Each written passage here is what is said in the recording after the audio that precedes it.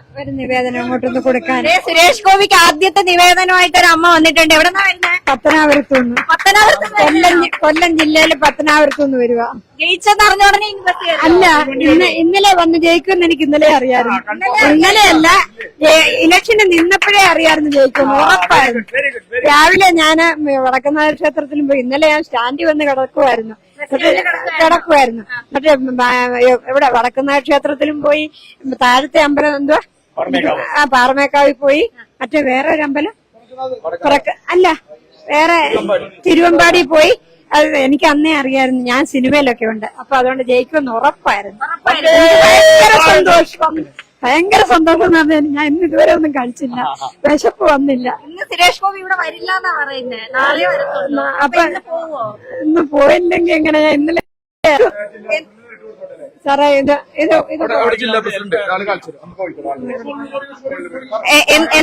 പ്രശ്നം? എന്താ അമ്മയുടെ വീട് വെച്ചു, വീടില്ലത് ഇതുവരെ ചോരുന്ന വീടായിരുന്നു. ഇപ്പൊ ഞാൻ വീട് വെച്ചു. വീട് വെച്ചപ്പോ അത് അടയ്ക്കാൻ നിവർത്തിയില്ല. ലോൺ അടയ്ക്കാൻ അമ്മ മാത്രമേ ഉള്ളൂ. മോനുണ്ട്, മോനും അതിനിതൊക്കെ പ്രാപ്തിയില്ല. അതങ്ങോട്ട് നടക്കുന്നില്ല. ശമ്പളമൊക്കെ കുറവാ, അതുകൊണ്ട് അത് നടക്കുന്നില്ല.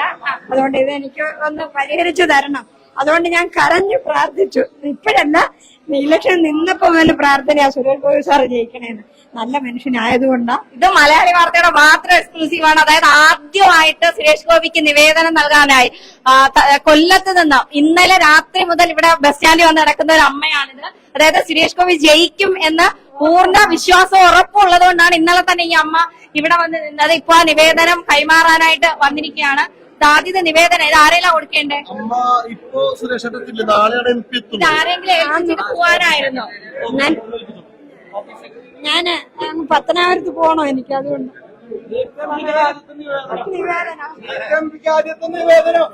സുരേഷ് ഗോപി കാണാൻ ഇന്നലെ വന്നത് ഒന്നും കഴിച്ചിട്ടില്ല. അറേഞ്ച് ചെയ്ത് കൊടുക്കണം. സ്റ്റാൻഡിൽ കിടക്കുമായിരുന്നു.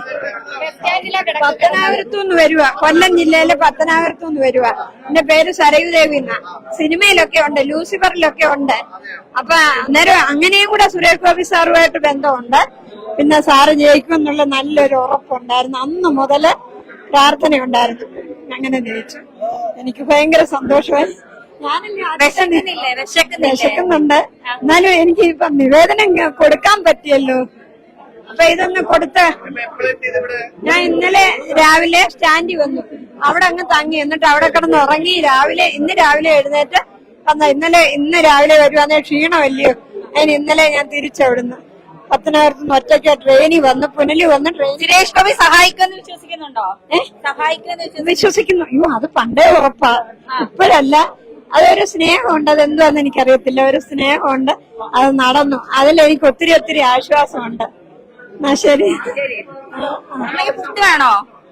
ഫുഡ് എന്തെങ്കിലും ഉണ്ടോ? ഇന്നലെ കഴിച്ചിട്ടില്ല എന്ന് പറയുന്നു. എന്തെങ്കിലും ഫുഡ് അറേഞ്ച് ചെയ്ത് ശകലം ഉണ്ടാക്കി തരണേ എനിക്ക്.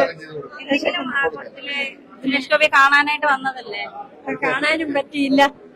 നാളെ രാവിലെ വരും. പക്ഷെ അമ്മയ്ക്ക് അതുവരെ നിൽക്കാൻ പറ്റത്തില്ല. ഞാൻ ഇന്നങ്ങ് പോകണ്ടായോ. രാവിലെ വന്ന് എങ്ങനെ കാണാം?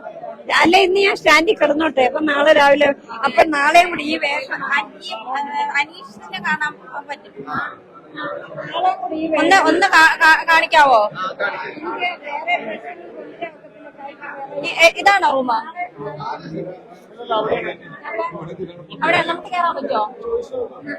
അമ്മ വരൂ. അത് കൊടുത്തു. ഇവിടെയല്ലേ കൊടുക്കേണ്ടത്? പുള്ളിയെ കാണാൻ പറ്റുമോ? കയറി കാണാൻ പറ്റുമോ?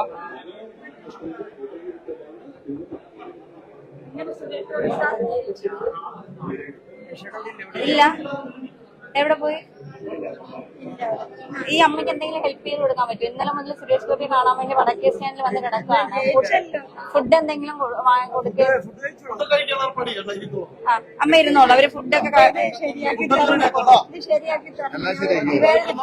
പത്തനാപുരത്ത്, കൊല്ലം ജില്ലയിലെ പത്തനാപുരത്ത് ആദ്യത്തെ നിവേദനമാണ്. എന്തെങ്കിലും ഒന്ന് ഹെൽപ്പ് ചെയ്ത് കൊടുക്കണേ. അമ്മ ഇരുന്നോളൂ.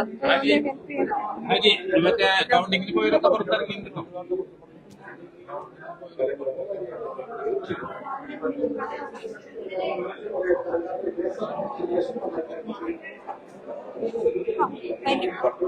എന്തായാലും ആദ്യത്തെ നിവേദനവുമായി കൊല്ലത്ത് നിന്നാണ് ഒരു അമ്മ എത്തിയത്. ആ അമ്മയുടെ ആദ്യത്തെ നിവേദനം അല്ലെങ്കിൽ ആദ്യത്തെ പരാതി തന്നെ സുരേഷ് ഗോപി കേൾക്കട്ടെ, അതിന് പരിഹാരം കണ്ടെത്തട്ടെ എന്ന് നമുക്ക് പ്രതീക്ഷിക്കാം. ക്യാമറാമാൻ രാജു ആയപ്രമിനോടൊപ്പം മലയാളി വാർത്തയ്ക്ക് വേണ്ടി ധന്യ ശ്രീകരൻ.